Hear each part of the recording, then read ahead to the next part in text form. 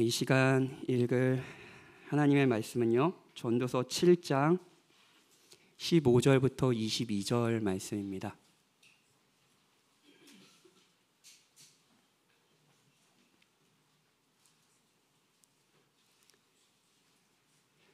전도서 7장 15절부터 22절이고요. 제가 하나님의 말씀을 읽겠습니다. 하나님의 말씀을 들으십시오. 내 허무한 날을 사는 동안 내가 그 모든 일을 살펴보았더니 자기의 의로움에도 불구하고 멸망하는 의인이 있고 자기의 악행에도 불구하고 장수하는 악인이 있으니 지나치게 의인이 되지도 말며 지나치게 지혜자가 되지 말라. 어찌하여 스스로 패망하게 하겠느냐? 지나치게 악인이 되지 말며 지나치게 우매한 자도 되지 말라. 어찌하여 기한 전에 죽으려고 하느냐? 너는 이것을 잡으며 저것에서도 내 손을 놓지 아니하는 것이 좋으니 하나님을 경외하는 자는 이 모든 일에서 벗어날 것임이니라. 지혜가 지혜자를 성읍 가운데 있는 10명의 권력자들보다 더 능력이 있게 하느니라. 선을 행하고 전혀 죄를 범하지 아니하는 의인은 세상에 없기 때문이로다. 또한 사람들이 하는 모든 말에 내 마음을 두지 말라. 그리하면 내 종이 너를 저주하는 것을 듣지 아니하리라. 너도 가끔 사람을 저주하였다는 것을 내 마음도 알고 있느니라. 아멘. 이 시간은요, 김성수 목사님이 나오셔서 지나치게 의인이 되지 말라라는 제목으로 설교해 주시겠습니다.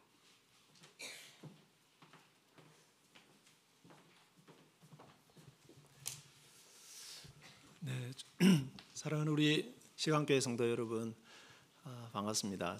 부족한 저를 초대해 주셔서 함께 또 말씀을 나눌 수 있는 기회를 주셔서 진심으로 감사를 드립니다. 우리 동생 교수님이 오셔서 전도서 개관을 해주셨다고 해서 저는 그분이 김성진 교수님이고요, 제가 김성수입니다. 그래서 제가 윗집에 살고 김성진 교수님 아랫집에 사는데요.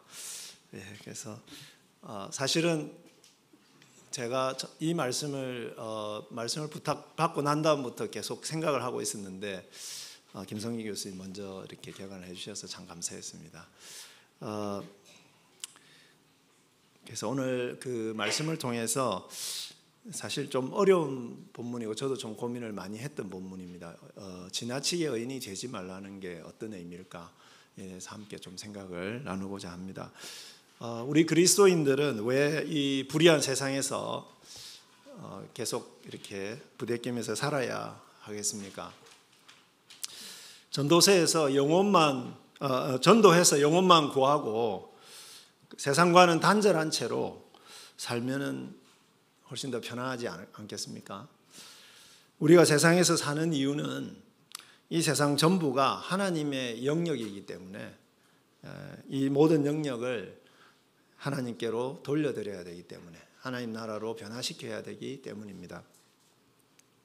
팀 켈러 목사님은 시티 센터 처치라는 책에서 그리스도인들은 권력 투쟁과 강압을 통해서 단지 우리 종족과 집단의 번영을 위해서가 아니라 도시 모든 사람의 유익과 그들을 섬기기 위해서 산다. 단지 위대한 교회를 만들기 위해서 도시를 사용하는 것이 아니라 교회의 자원들을 사용해서 위대하고 발전하는 도시를 추구해야 한다. 그렇게 말씀하면서 교회 성장 모델이 아니라 도시 성장 사역의 모델을 제안하셨습니다. 우리 영은 형님이 방금 기도를 하실 때에 그 기도를 해주셨습니다. 우리 저를 구원으로 이끌어 주신 우리 영은 형님과 민항이 누님이 저희 대학 선배님이십니다. 너무 사실은 오늘 설교하러 오면서 두 분을 뵙는 게 너무너무 기다려졌었습니다. 감사합니다. 어쨌든 교회가 성장하는 것 자체가 목적이 아니라 교회가 성장함을 통해서 또는 교회를 통해서 도시가 어떻게 하나님 나라로 변화되는가 하는 것이 이제 우리 교회의 존재의 목적이다라고 말할 수 있습니다. 이처럼 교회는 세상을 변화시키기 위해서 공동체로서 직접 정의를 실현하기도 하고요. 또 성도가 시민으로서 각 영역에서 하나님의 의를 실현하기 위해서 잘 훈련하고 돕는 그런 역할을 합니다. 그런데 우리가 이 세상을 살다가 보면 살면 살수록 느끼는 것은 이 세상이 참 의롭지 않다는 것, 불의하다는 것입니다. 인간의 죄로 말미암아서 세상이 타락해서 온 세상이 고통을 당하고 있습니다. 15절에 보면은 이것을 이렇게 표현하고 있습니다.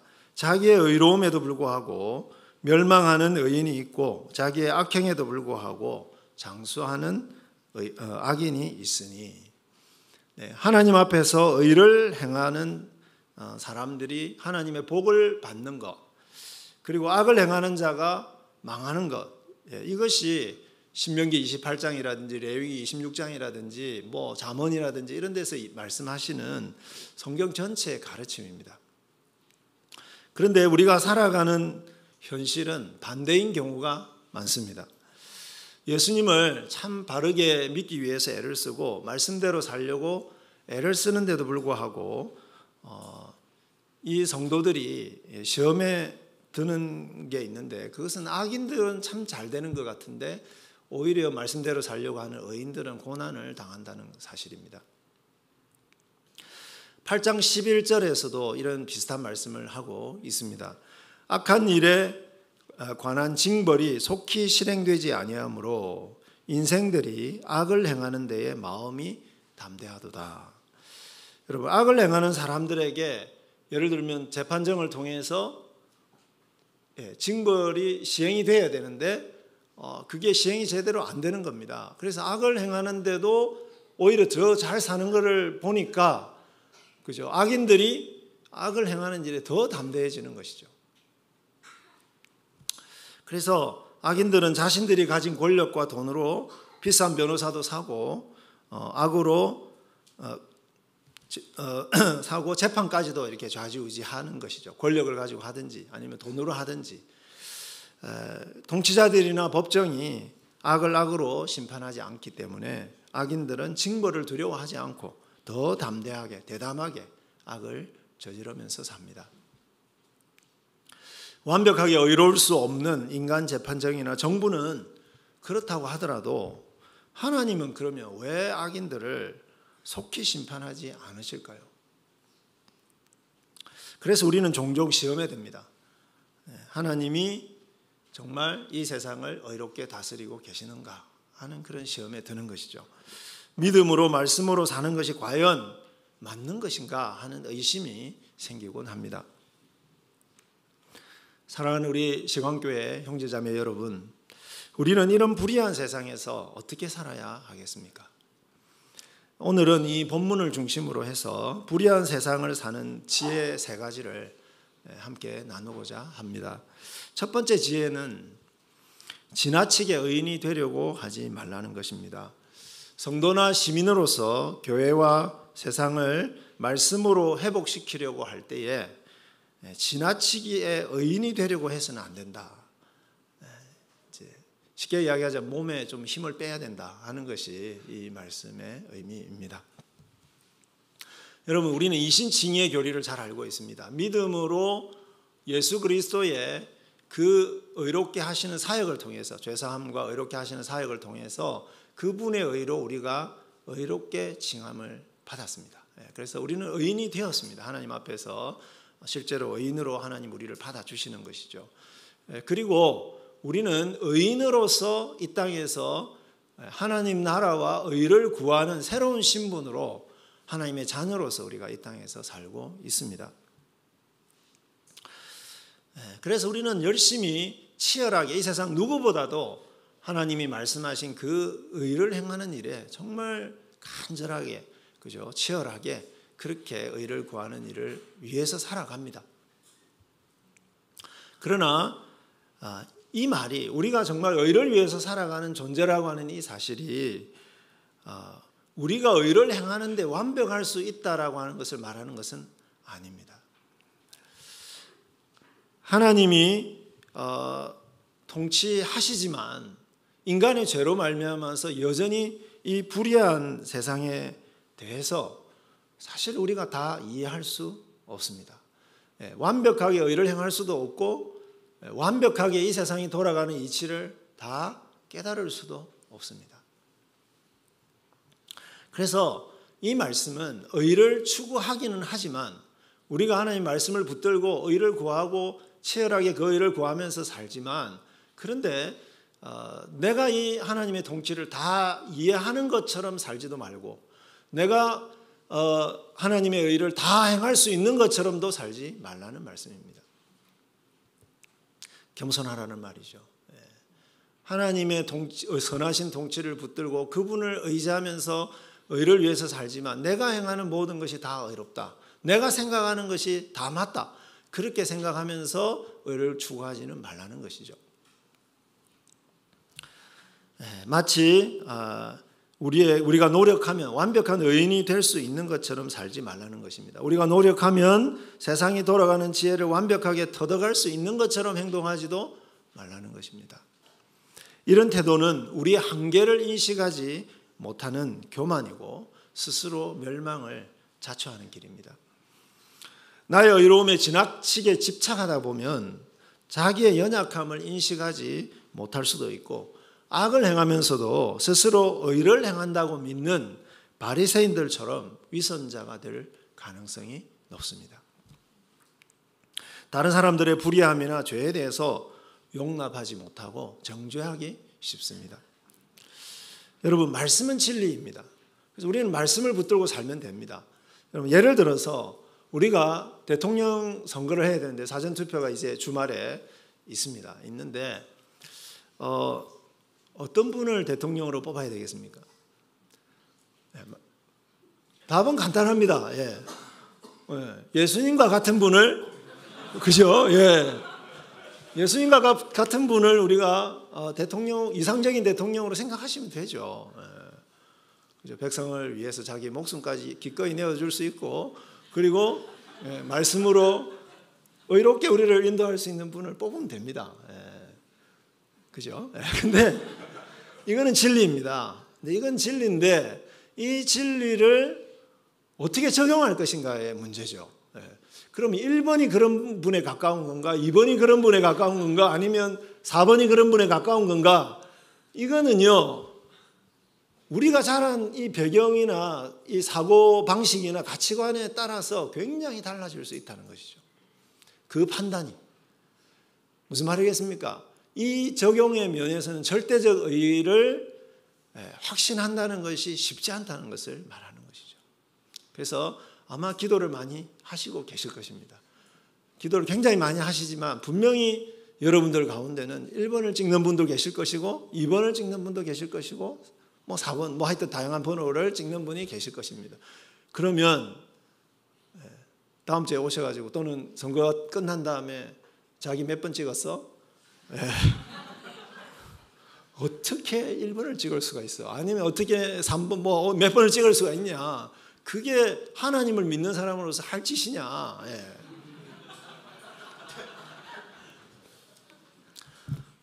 그게 바로 지나치게 의인이 되려는 사람들의 모습입니다.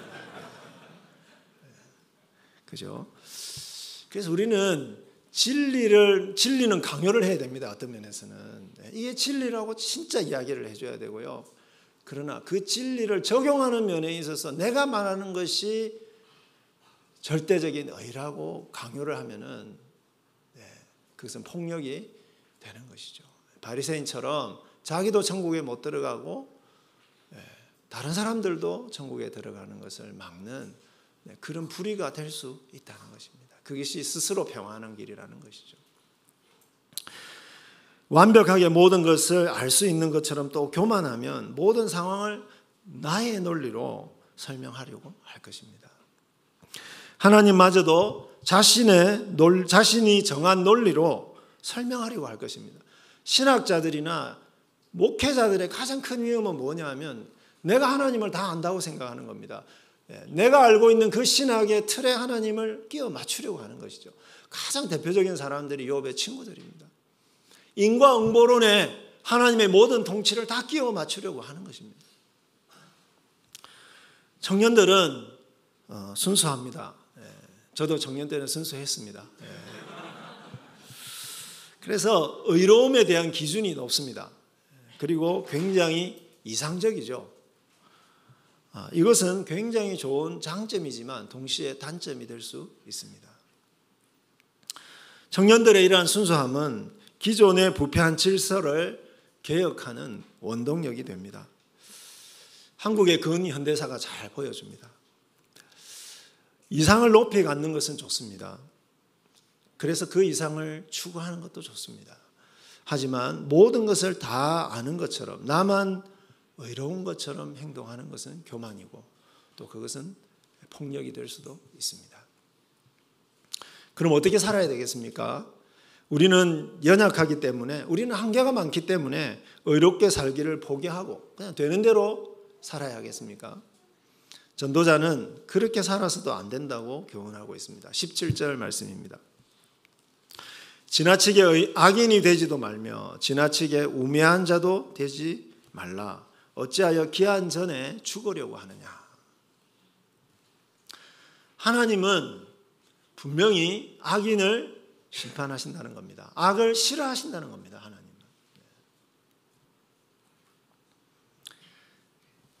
악하고 어리석은 자를 심판하실 것인데 그럼 어떻게 살아야 되겠습니까? 18절입니다.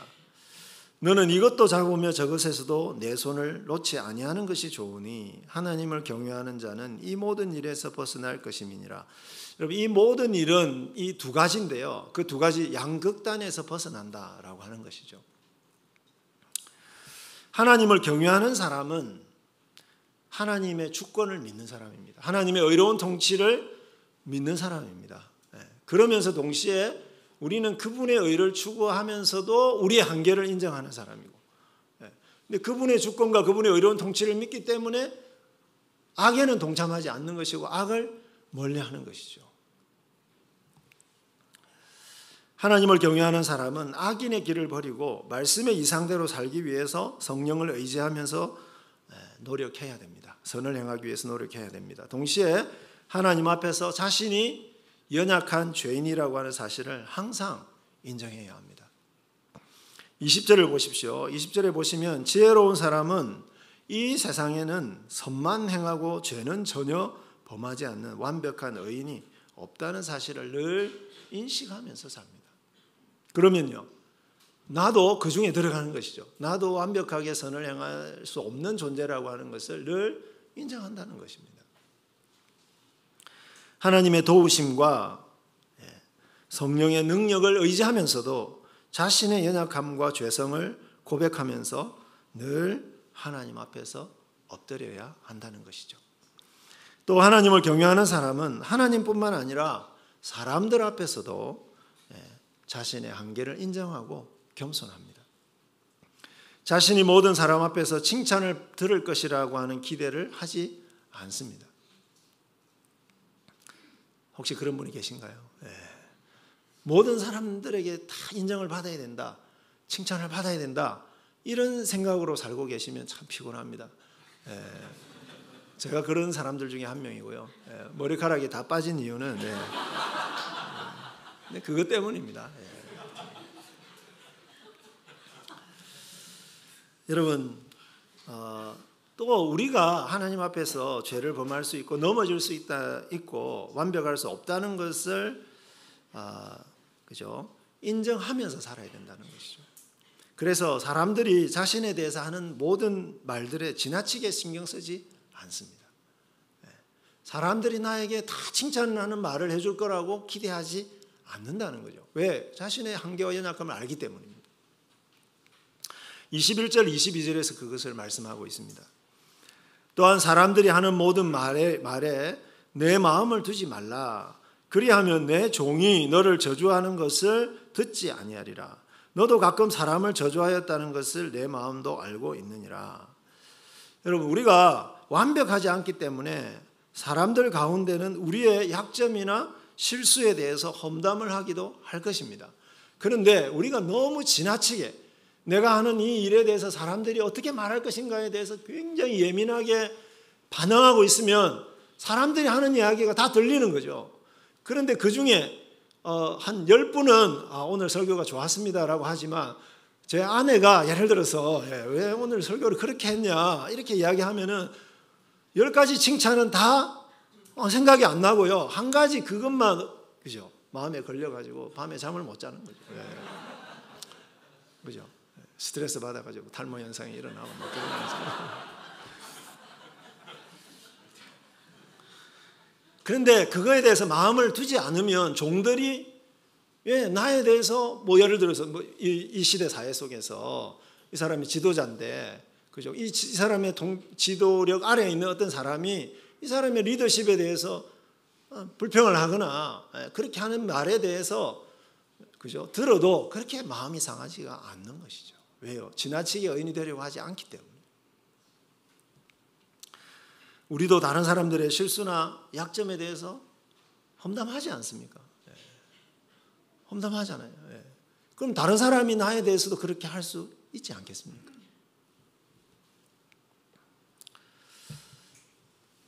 나의 연약함에 대해서 솔직하게 인정하고 다른 사람들의 허물에 대해서 관대한 사람이 진정 하나님을 경외하는 사람입니다.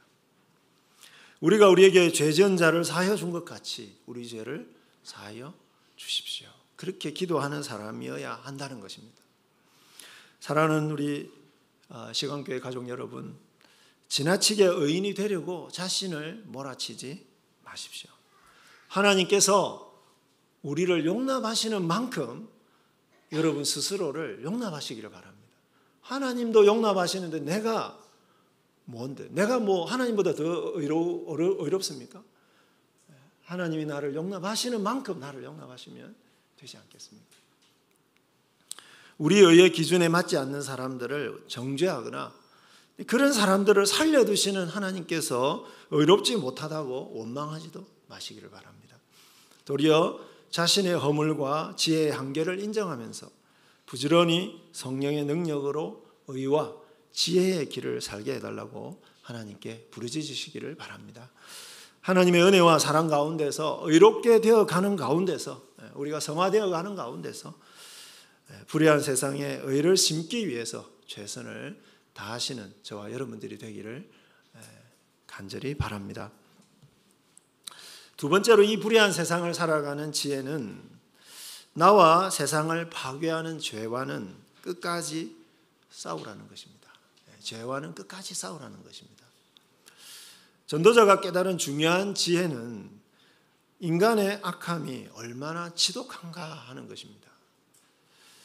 26절 우리가 읽진 않았지만은 26절에 보면 이런 말씀이 있습니다. 마음은 올무와 그물 같고 손은 포승 같은 여인은 사망보다 더 쓰다. 올무와 그물 같고 손은 포승 같은 여인은 사망보다 더 쓰다. 여기서 여인은 여성 성도 여러분 죄송합니다. 이게 전도서에서 이렇게 이제 여성에 대해서 약간 좀 비하하는 것 같이 이렇게 보이는 그런 부분이 있는데, 요거는 그냥 이렇게 비유적인 표현으로 그냥 받아들이시면 될 것 같습니다. 잠언에도 보면 음녀라고 하는 분이 나오는데, 분이라고 하긴 좀 됐고, 그 음녀가 사실은 이제 어리석음에 대한 비유이기도 하거든요. 그리고 이제 그래서 이제 상징적으로 이해를 하시면 되겠습니다. 그래서 이 여인은 음녀는 선한 사람들을 꿰어서 온갖 악하고 어리석은 길로 이끄는 인간의 모든 죄악을 엄청나게 우리를 강하게 유혹하는 그런 어떤 죄악을 상징한다. 그렇게 이해하시면 될 것 같습니다. 어리석음 혹은 죄악이 우리를 강하게 유혹합니다. 우리 주위를 둘러보면 우리를 유혹하는 것들이 얼마나 많은지 모릅니다. 가장 쉬운 것은 뭐냐 하면 돈 많이 벌고 싶다는 거고요. 그래서 빨리 부자가 되고 싶다. 이게 이제 가장 큰 유혹이고, 두 번째 유혹은 그죠, 욕망이죠. 욕망을 빨리 채우고 싶은 그런 유혹인데요. 그래서 쉽게 돈을 벌기 위해서 부동산 투기를 하거나 주식을 투기하거나 비트코인이나 이런 데 투기를 하는 것입니다. 제가 투자를 말하고 있지는 않습니다. 제가 투기라고 말했습니다. 빨리 부자가 되고 싶어서 쉽게 돈을 한꺼번에 떼돈 벌려고 하는 거, 뭐 이런 거죠. 그 다음에 게으른 거, 또 거짓말하는 거. 다른 사람에 대해서 한 90%는 진실을 이야기하고 거기다 10% 거짓말하는 겁니다. 그래서 다른 사람 인생을 파멸로 이끄는 것이죠. 폭력적인 컴퓨터 게임을 한다든지 음란한 영상 매체들이나 타락으로 이끄는 향락 산업이라든지 뇌물이라든지 폭력이라든지 이간질, 도둑질, 탐욕 이런 것들이 굉장히 우리를 강하게 유혹합니다. 이 모든 것들은 우리가 방심하고 있으면 우리를 올무와 그물처럼 낚아챕니다. 인간이 만들어내는 이 모든 죄악이 우리에게 미치는 영향은 죽음보다 더 독하고 강합니다. 사망보다 더 쓰다 이렇게 표현하고 있습니다. 죄를 사랑하는 죄인은 쉽게 그 죄에 걸려들어서 그 죄가 주는 고통에 빠집니다. 그것을 우리는 중독이다라고 하는 표현을 씁니다. 그 죄가 인간과 사회와 우리 자신뿐만 아니라 우리 가정과 우리의 공동체와 이 세상을 파괴합니다. 음녀와도 같이 우리를 강하게 유혹하는 그 모든 죄악은 어디서 비롯되었습니까? 사람들입니다. 우리 자신들에게서 비롯되었습니다. 29절에 보면 이렇게 되어 있습니다. 내가 깨달은 것은 오직 이것이라 곧 하나님은 사람을 정직하게 지으셨으나 사람이 많은 꾀들을 낸 것이니라. 하나님의 말씀이 있는데 우리 스스로 더 행복해지기 위해서 우리의 길을 만들어낸 겁니다. 우리의 선악의 기준을 또 만들어낸 것입니다. 그것이 죄입니다.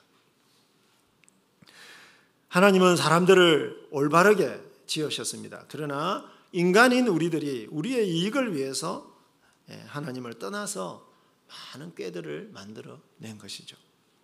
그래서 하나님의 지혜보다는 우리의 지혜대로 우리의 마음대로 살려고 했습니다.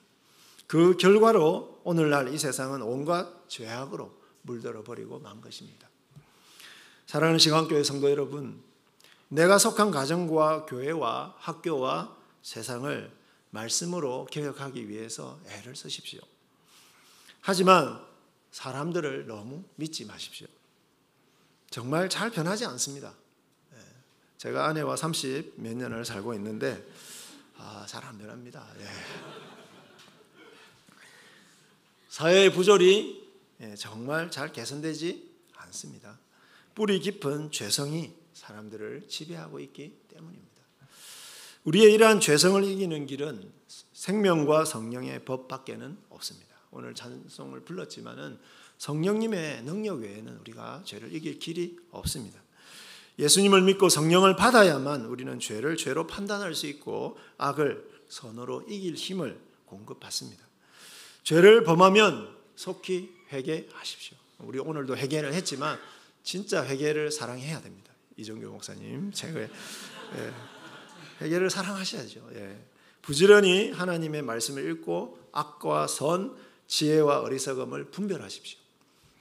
그리고 죄악을 이기기 위해서 끊임없이 성령의 도우심을 구하십시오. 그래서 죄악의 유혹에서 그래야 죄악의 유혹에서 벗어날 수 있고 죄를 이길 수가 있습니다. 또 사람들이 악을 행하고 죄를 지어서 실망하게 하더라도 주님처럼 그들을 포기하지 마십시오.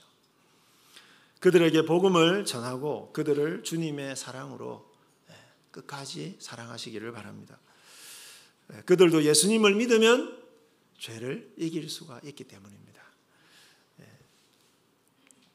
하지만 그렇게 우리가 선을 베풀려고 애를 쓰고 그분을 축복하면서 기도함에도 불구하고 끝까지 악을 행하고 공동체를 파괴하고 특별히 교회를 무너뜨리려고 하는 그들의 악에 대해서는 사람들에게 알리지 말고 하나님께 고발하시기 바랍니다. 부지런히 고발하셔야 됩니다. 하나님이 심판은 알아서 하시겠지만 우리는 그 심판을 끊임없이 하나님께 맡겨야 됩니다. 왜냐하면 그 악인은 죄인은 우리가 사랑해야 되지만 그 죄인이 행하는 그 악은 악한 것이기 때문에 파괴적인 것이기 때문에 하늘의 재판관에게 끊임없이 고발하시기를 바랍니다. 좀처럼 변하지 않는 죄 많은 세상 때문에 낙심하지 마십시오. 여러분의 그 자리에서 그리스도인으로서 선을 행하십시오. 교회의 도움과 지원을 받으십시오. 우리 혼자서는 할 수가 없기 때문에 교회와 연대해서 그 일을 하십시오. 사회적 불의에 대해서 시민으로서 저항을 해야 된다면 저항을 하십시오.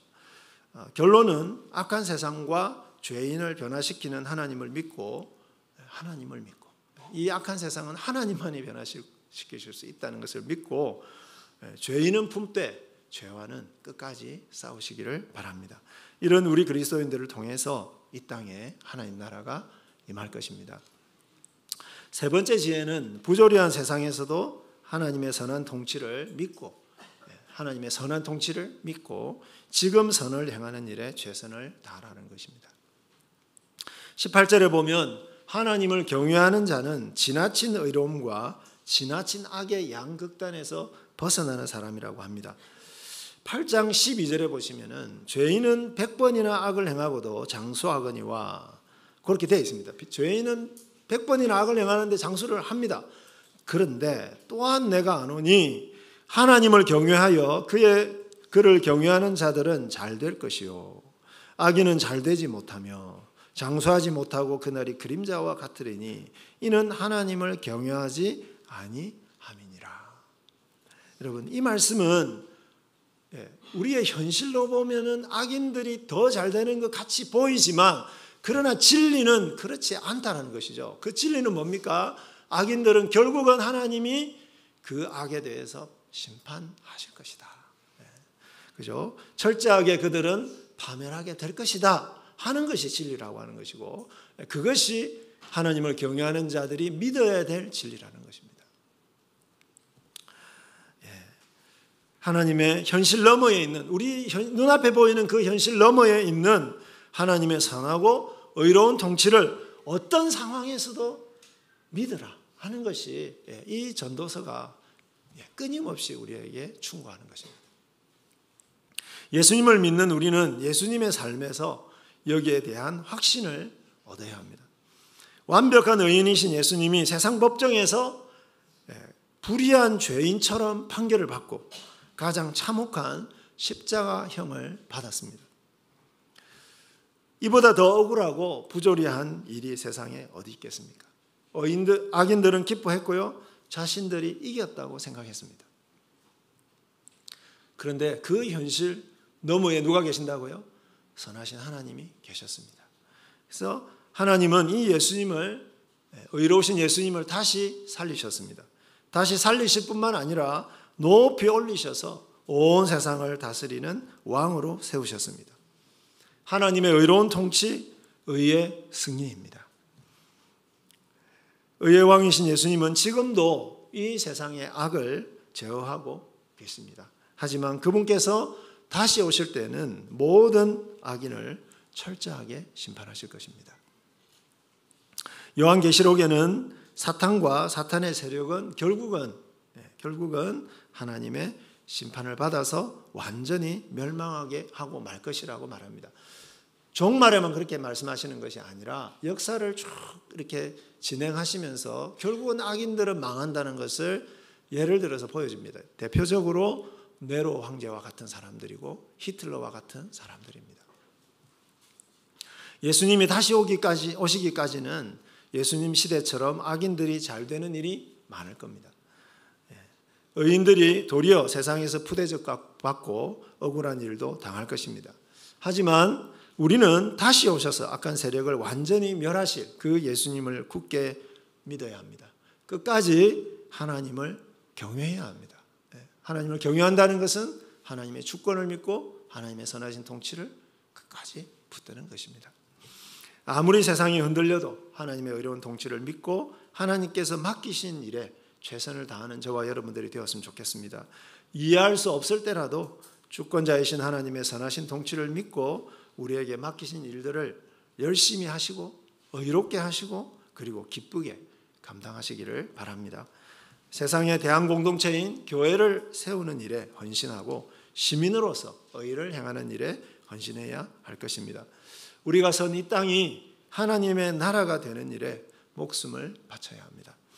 이것이 부조리한 세상을 사는 우리에게 주는 전도자의 세 번째 지혜입니다. 말씀을 맺겠습니다. 사랑하는 시간교회 성도 여러분, 이 세상에는 우리가 이해할 수 없는 불의한 일들이 많습니다. 그럼에도 불구하고 첫째, 의를 추구하되 죄인된 우리의 한계를 인식하면서 늘 하나님 앞에 엎드리시기를 바랍니다. 둘째로 죄와 끝까지 싸워서 하나님의 사역에 동참하시기를 바라고요. 세 번째는 어떤 부조리한 상황에서도 하나님의 선한 통치를 믿고 선을 행하는 일에 최선을 다하시기를 바랍니다. 그래서 저와 여러분을 통해서 우리가 선 삶의 현장들이 하나님의 영역으로 변화되는 그러한 역사를 맛보시는 저와 여러분들이 되기를 간절히 축복합니다. 이 시간에 말씀을 생각하면서 함께 기도하겠습니다. 하나님 아버지, 우리를